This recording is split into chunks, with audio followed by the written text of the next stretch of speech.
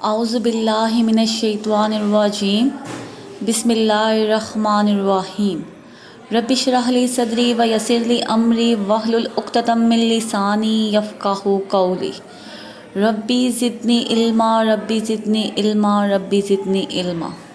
السلام علیکم ورحمۃ اللہ وبرکاتہ اسٹوڈنٹس، امید کرتی ہوں آپ خیریت سے ہوں گے۔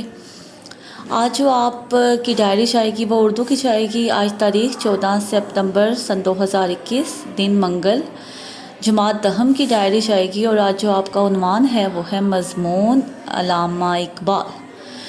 تو سب سے پہلے سرگرمی پہ آ جاتے ہیں بچوں۔ آپ نے کرنا ایسے ہے کہ علامہ اقبال کی شخصیت پر مختصر خاکہ آپ لوگوں نے تحریر کرنا ہے اور اپنے رجسٹر پر لکھنا ہے۔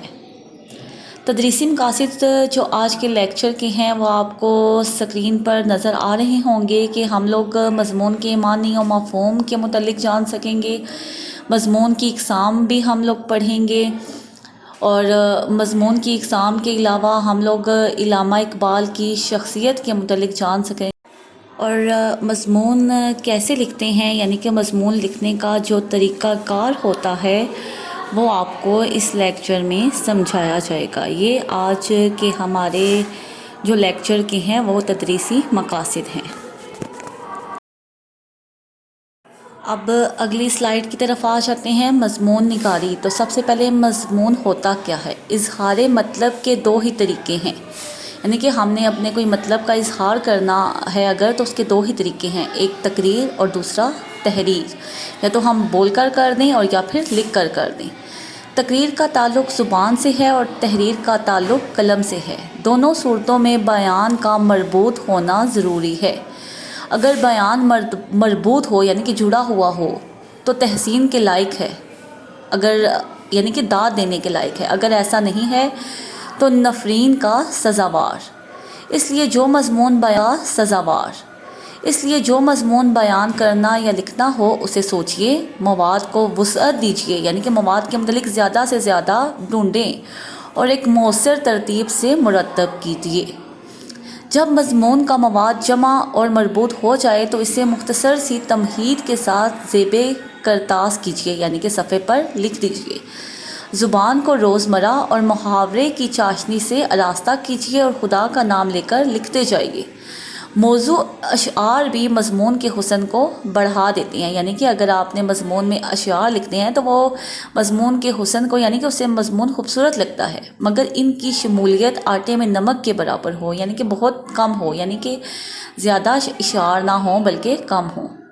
اب کیسے لکھنا ہے آپ لوگوں نے مضمون کو نہایت درجہ خوش خط لکھیے، یعنی کہ بہت اچھی لکھائی میں لکھنا ہے، خوش خطی میں لکھنا ہے، تاکہ آسانی سے درست طور پر پڑھا اور سمجھا جا سکے۔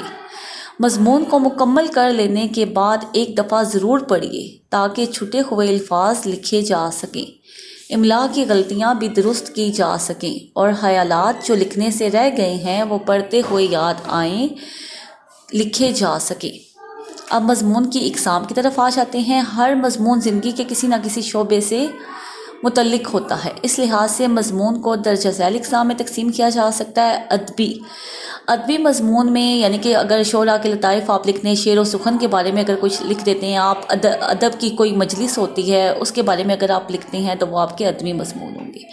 اخلاقی، یعنی کہ جن سے ہمیں کوئی سبق حاصل ہو، جیسے انصاف، رحم، سچائی، نیکی، تو یہ اخلاقی مضامین ہیں۔ معاشرتی، ایسے مضامین جو معاشرت یعنی کہ ہمارے معاشرے سے جن کا تعلق ہو، جیسے کہ اتفاق، رسم و رواج، گداگری۔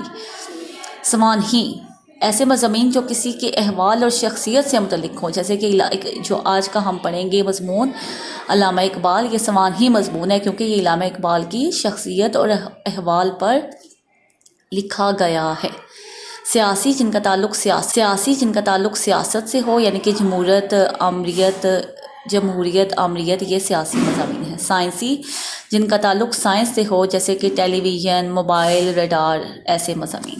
تاریخی مضامین، ایسے مضامین جن کا تعلق تاریخ سے ہو، جیسے کہ 1965 کی جنگ آزادی، مسلمانوں کی ہندوستان میں آمد، ایسٹ انڈیا کا قیام، ایسے مضامین تاریخی مضامین کہلاتی ہیں۔ جغرافیائی وہ مضامین جو زمین اور اہل زمین کے حالات سے متعلق ہوں، جیسے جاپان کے لوگ، سندھ کے لوگ، آتش فشاں سیمو تھور۔ آج آتے ہیں بچوں اب مضمون علامہ اقبال کی طرف۔ تو آج ہمارا جو لیکچر ہے وہ اسی مضمون کا جانا ہے۔ تو سب سے پہلے ہم علامہ اقبال مضمون کی جو ہے وہ پڑھائی کرتے ہیں۔ مدت مدید کی بات ہے کہ کشمیر میں ہندوؤں کے ظلم و ستم نے مسلمانوں کو نہایت تنگ کر رکھا، تو کچھ مسلمانوں نے وادی کشمیر کی بہاروں کو چھوڑا اور پنجاب کی گرم ہواؤں میں آن بسے، یعنی کہ ادھر آ گئے۔ ان مہاجر مسلمانوں میں سے ایک خاندان سیالکوٹ میں مقیم ہوا اور یہیں کا ہو گیا۔ اس خاندان کے ایک بزرگ کا نام صوفی نور محمد تھا، جو سیالکوٹ میں ٹوپیوں کی دکان کرتے تھے، یعنی کہ ان کی ٹوپیوں کی دکان تھی اور ان کا ٹوپیوں کا کاروبار تھا۔ وہ نیک طینت اور خدا پرست تھے۔ 9 نومبر 1870 کو ان کے ہاں ایک بچہ پیدا ہوا۔ ماں باپ نے خوشی منائی اور بچے کا نام محمد اقبال رکھا۔ وقت گزرتا گیا، بچہ بڑھتا گیا۔ جب ذرا سیانہ ہوا تو ایک مکتب میں پڑھنے کو بٹھا دیا۔ یہاں سے اٹھا تو مشن سکول میں بٹھایا۔ بچہ تھا بڑا ذہین، اس نے پرائمری میں وظیفہ پایا، پھر مڈل میں یہی اعزاز حاصل کیا۔ میٹرک سے فارغ ہوا تو مرے کالج سیالکوٹ میں داخلہ لیا۔ یہاں مولوی میر حسن جیسا شفیق استاد ملا، جس نے عربی، فارسی اور اسلامی تعلیم کا ذوق پیدا کیا۔ ایف اے پاس کرنے کے بعد گورنمنٹ کالج لاہور سے فلسفہ میں ایم اے کیا اور کچھ عرصہ گورنمنٹ کالج میں پروفیسری کی۔ پھر 1905 میں یورپ کے سفر پر کمر باندھی۔ کیمبرج یونیورسٹی سے بار ایٹ لا اور جرمنی کی میونخ یونیورسٹی سے پی ایچ ڈی کی ڈگری لی اور ڈاکٹر محمد اقبال بن کر وطن واپس آئے۔ اس بے وطنی اور یورپ کی بے راہ روی نے اقبال کے دل میں مذہب کی سچی محبت اور وقعت پیدا کر دی۔ آپ کو بچپن ہی سے شعر و شاعری سے محبت تھی۔ انجمن حمایت اسلام کے اجلاس میں اقبال کے نام سے رونق آ جاتی تھی۔ اقبال کی نظم کا ایک ایک شعر اشرفیوں میں تلتا تھا۔ وہ مسلمانوں کے زوال پر بے حد غمناک تھے۔ وہ مسلم نوجوانوں کو اسلام کی آن پر کٹ مرنا سکھاتے تھے۔ چنانچہ انہوں نے 1930 کے خطبہ الہ آباد میں پاکستان کا تخیل پیش کر کے نوجوانوں کے دلوں میں آگ لگا دی۔ قائد اعظم کو ولایت سے لائے اور مسلمانوں کی قیادت انہیں سونپی۔ اقبال جانتے تھے محمد علی جناح رحمۃ اللہ علیہ ہی وہ شخصیت ہیں جنہیں نہ تو خریدا جا سکتا ہے اور نہ ہی راستے سے ہٹایا جا سکتا ہے۔ پاکستان کے حصول کے لیے ان سے زیادہ موزوں مسلمانوں میں کوئی نہیں۔ چنانچہ اقبال کی رہنمائی اور قائد اعظم کی شبانہ روز محنت سے 14 اگست 1947 کو پاکستان کا ہلال یعنی کہ چاند دنیا کے نقشے پر طلوع ہوا۔ انگریزی حکومت نے اقبال کو سر کا خطاب دے رکھا تھا، مگر اقبال نے انگریزی حکومت کے بہیے ادھیڑ کر رکھ دیے، انگریز کی ساحری کو مسحور کر دیا اور اس مرد درویش کے سامنے عاجز آ گئی۔ اقبال نے اردو اور فارسی میں اس قدر بلند خیالات کا اظہار کیا ہے کہ ایران اور دنیا بھر کے شاعروں اور فلسفیوں نے موجودہ زمانے کو عصر اقبال کہہ کر تعریف کے پھول پیش کیے۔ اردو میں بانگ درا، بال جبریل، درب کلیم، ارمغان حجاز اقبال کی شعری مجموعے ہیں۔ فارسی میں پیام مشرق، زبور عجم، مثنوی اسرار و رموز اور جاوید نامہ اور ارمغان حجاز کا کچھ حصہ شامل ہے۔